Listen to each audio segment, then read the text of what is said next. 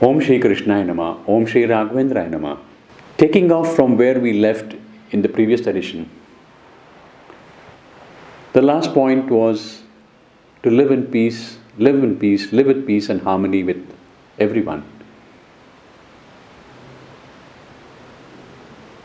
It is very important for all of us to live in peace and harmony with all. In fact, how many of us are in peace with ourselves first? How many of us are in harmony in our own lives? To take a leaf from Sri Guru Raghavendra Swamy's life,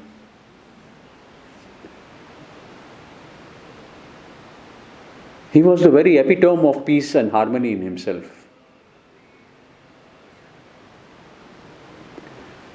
Such peace and such harmony that others would just be drawn unto him automatically. It reigned over him. It was manifested in him. It was all over him. That beautiful peace, that beautiful harmony, very rarely seen, was in Sri Guru Raghavendra Swamy.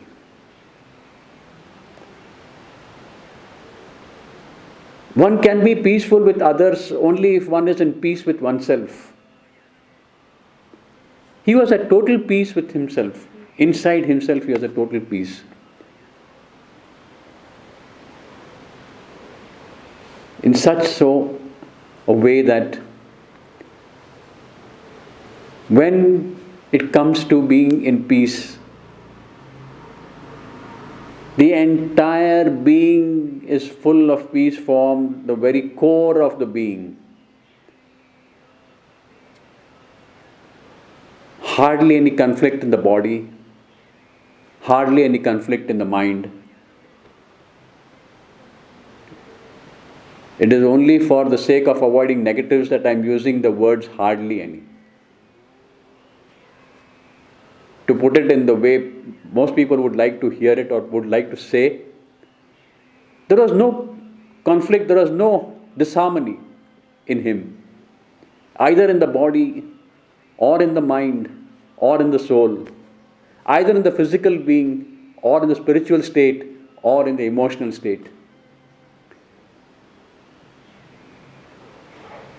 Such amount of internal peace just radiated from him. Where can one find this peace? How did it come to him? What was there for him to be in conflict internally? Hardly anything. There was nothing at all. Where did this come from? Is the question most of you would like to ask. Very simple, the answer is. His one statement always was, I have surrendered to the Lord. I have made my peace with the Lord. I am at the Lord's feet. I am at His mercy. The Lord rules over me. I am at His service. I am in His service. In such a situation, in such a state, with such a being, for such a human being, such a person, what can one expect other than total, calm, serene peace being all over? Complete harmony all over. And where does one get this from then? Can one sustain this? This comes from the Lord. It comes from Sri Krishna himself. You look at an image of Sri Krishna, his peace magnified.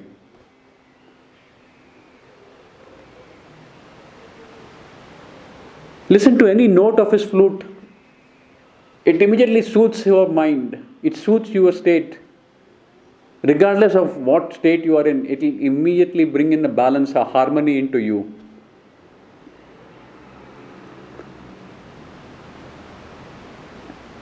Krishna himself, the Supreme Lord, the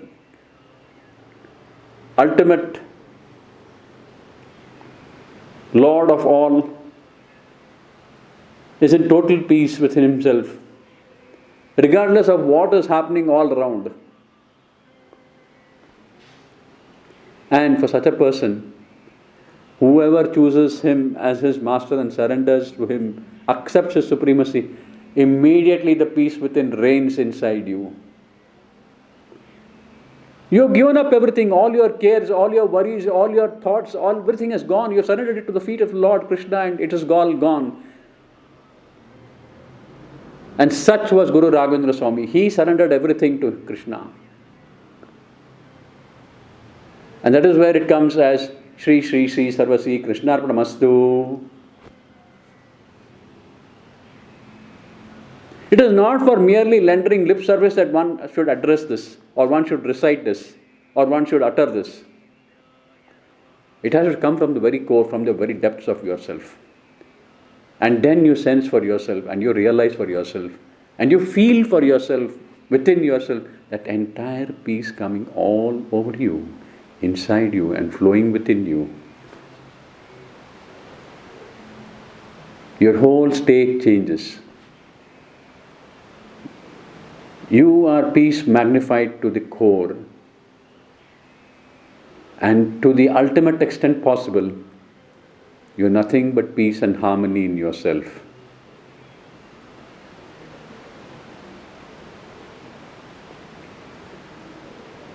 So much was the peace, so much was the harmony that even nature, flora and fauna responded and interacted with Sri Guru Raghavendra Swamy that way.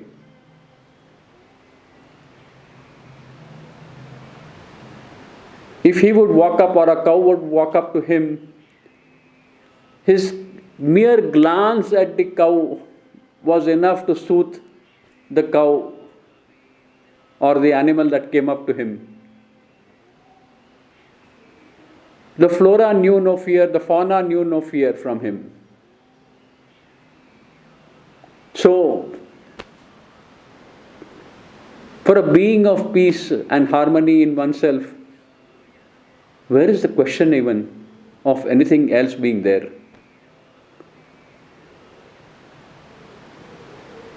You are in complete peace, you are in complete harmony, you are harmony yourself.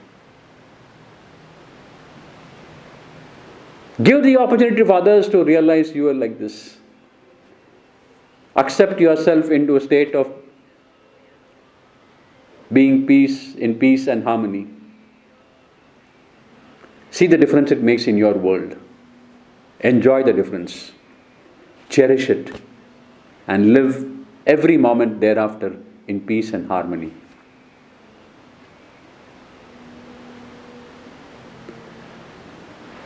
The next point is, be kind and courteous to others' feelings and ideas.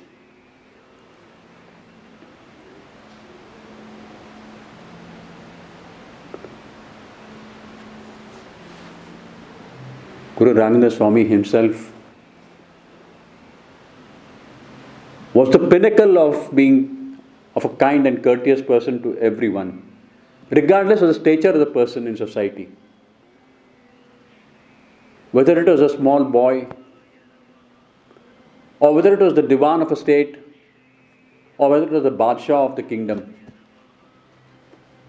he was the same everywhere, kind, courteous to one and all. In fact, if I try to recapitulate how he would have spoken with others in his times, I remember reading about his life, and the words that come back to me, the incident that comes back to mind, is when he was interacting with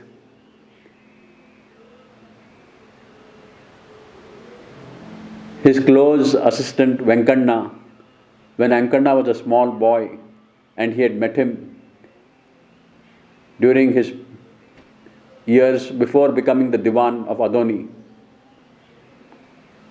at his own place, and the very kindness and courteousness with which he invoked Venkanna was. Let me make an attempt to put it in those very words. Venkanna, Bamagu, Hegidiri, So much of compassion, so much of kindness, so much of courteousness. It is like he's calling his own son.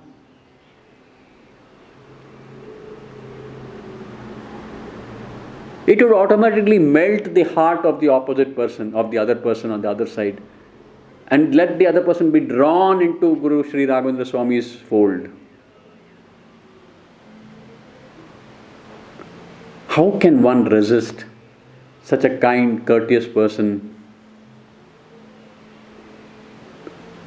How can one resist the feelings of such a person? And such a kind and courteous person is always kind and courteous to others' feelings and ideas. In fact, when he interacted with him and asked him whether he was rendering any shlokas, reciting any shlokas or mantras,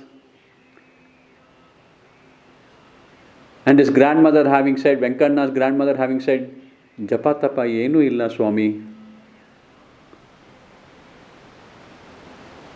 Sri Guru Raghavendra Swamy merely put his hand on his head and said, Agle, yenu illa.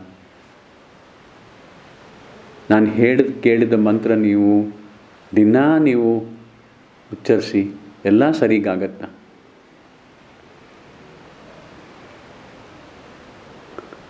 Such was the, regardless of whether he was able to recite or not, regardless of whether he had done anything or not, he allowed Venkana to come into him with his own thoughts, with his own feelings, and Venkana was so drawn and so overtaken, so overwhelmed by this kind and courteous state of Guru Raghavendra Swamy that he just imbibed everything into him. What do we see in today's world? How many of us are quiet, kind? How many of us are courteous to others' feelings, to others' thoughts, to others' ideas? Hardly anyone. We pay scant respect to other people. So how can we be kind and courteous to others? We don't even respect their very existence. Our very talk itself, our very speech itself is, if not volatile and violent, it is so much filled with anguish and impatience.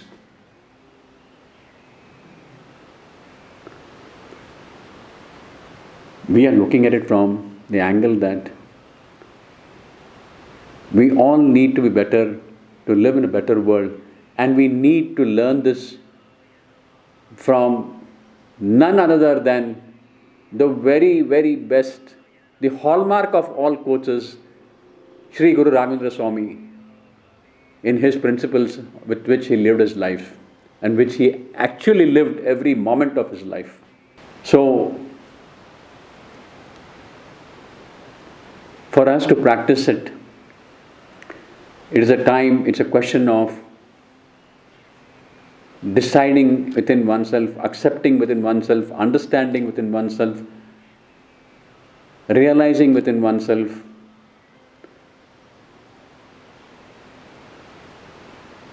that strength is not in might.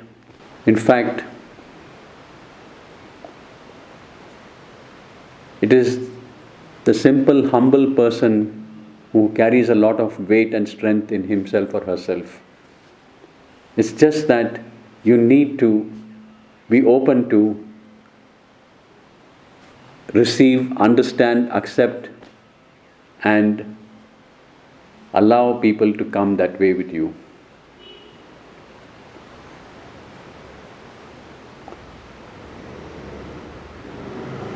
The next point is,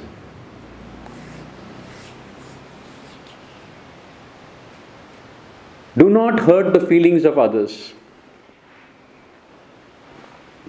It's natural corollary from the previous point. If you are kind and courteous to others, how can you hurt the feelings of others? You cannot hurt the feelings of others. So you definitely will be very careful of others' feelings.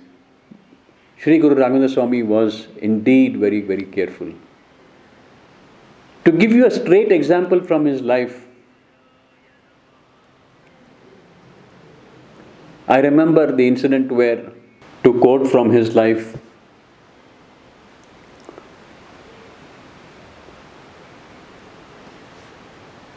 memory is drawn to the instance when a learned Sanskrit scholar, Brahmin scholar, came before Guru Raghavendra Swamy by the name of Bidrali Srinivasachar. Srinivasachar came there to present his works to Guru Raghavendra Swamy for him to evaluate and pass his notes of or his suggestions on the works written by Bidrali Srinivasachar. At that time, the custom was, and even today the custom is, when anybody goes to the matha, the first thing they are asked is, have you had your food? If you have not had your food, please come and partake of your food. And this continues today, and it was there in that time. So, Bidrali Srinivasachar, having reached the camp of Guru Raghavendra Swamy where he was camping, was asked, have you had your food? He said, no, I first wish to meet Guru Raghavendra Swamy, present my works to him, and then I can consider having my food. So in the meanwhile, whilst he was resting, waiting for being called by Guru Raghavendra Swamy, the people around started gossiping and saying that how will you eat the food? You are a Brahmin, a hardcore Brahmin. How will you eat the food? Because the food here contains mustard seeds, and Brahmins in this month of Chaturmasa do not especially consume food with mustard seeds. So how will you partake that meal? Bidrali Srinivasachar was aghast. He never even expected in his wildest dreams that such a known, renowned, noble person like Guru Raghavendra Swamy would have meals served with mustard seeds prepared in them. He kept quiet, went before Guru Raghavendra Swamy, met him, presented his works, which Guru Raghavendra Swamy accepted, scanned through it, and congratulated him for the excellence in the works, and lovingly asked him whether he had his food, to which Bidrali Srinivasachar replied in the negative, saying, Illa Swami, nanu innu madilla, uta madilla. Sari, Guru Raghavendra Swamy in return says, Sari, ಊಟ ಮುಗಿಸ್ಕೊಂಡು ಬರ್ತೀಯಾ? ಇಲ್ಲ ಸ್ವಾಮಿ, ನಾನು ಊರಿಗೆ ಹೋಗಬೇಕು, ಈಗ ತಮ್ಮ ಅಪ್ಪಣೆ ಬೇಕಾಗಿತ್ತು. And at that time, Guru Raghavendra Swamy presents him with the mantrakshata and honors him with a shawl and lets him go. Mind you, the divinity in Guru Raghavendra Swamy was such that he realized and knew what was in the mind of Bidrali Srinivasachar and the reason for which he had not accepted the food. Yet he never ever uttered that to Bidrali Srinivasachar as to make him uncomfortable. In fact, after that, when Bidrali Srinivasachar took leave of Guru Raghavendra Swamy and went back to his native place and met his elder brother and narrated the entire proceedings to him of what happened, it was his elder brother who reprimanded him and said, what have you done? You have lost paradise and come, because if you have refused food where mustard seeds were used, it must be definitely a divine intervention, because Guru Raghavendra Swamy is not an ordinary person. If he has accepted food being prepared with mustard seeds, who are you and I to reject it? Run back immediately now, seek his forgiveness, fall at his feet, and partake that meal and come back with his blessings. Vidrahadi Srinivasachar was in fact shocked and surprised. He ran back and fell prostrate at the feet of Guru Raghavendra Swamy in tears and said, Swami, please forgive me. I have sinned. I have trespassed. I have committed a mistake.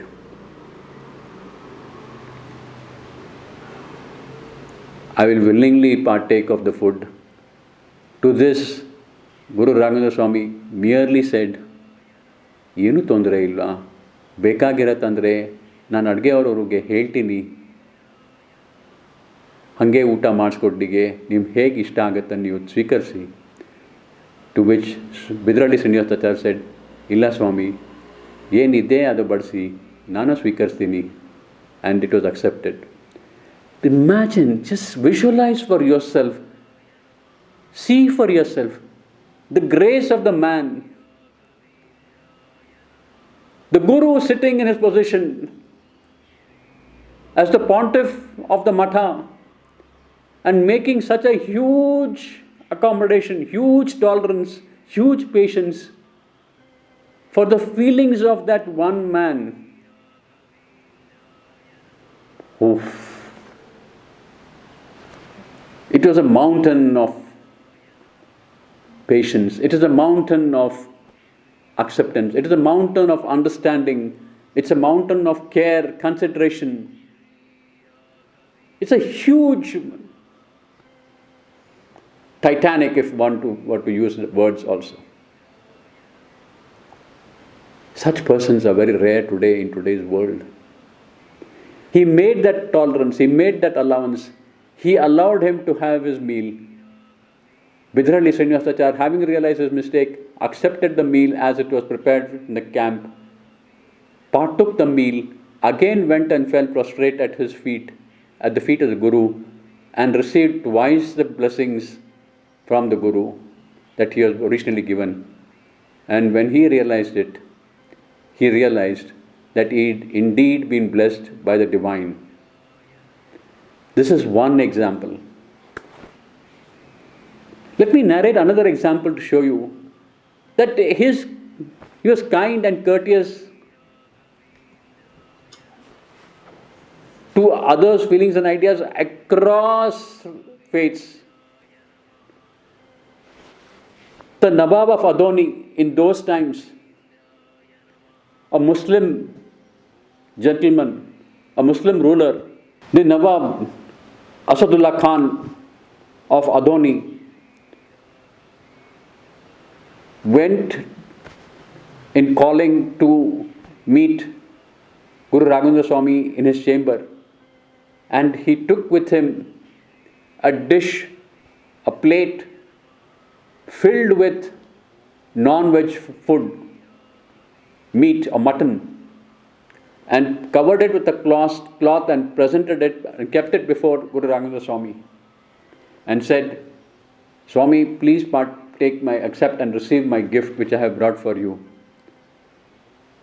The intention was to test Guru Raghavendra Swamy whether he would accept non-vegetarian food. Look at this intention in the thoughts, the feelings in the mind of the Nawab.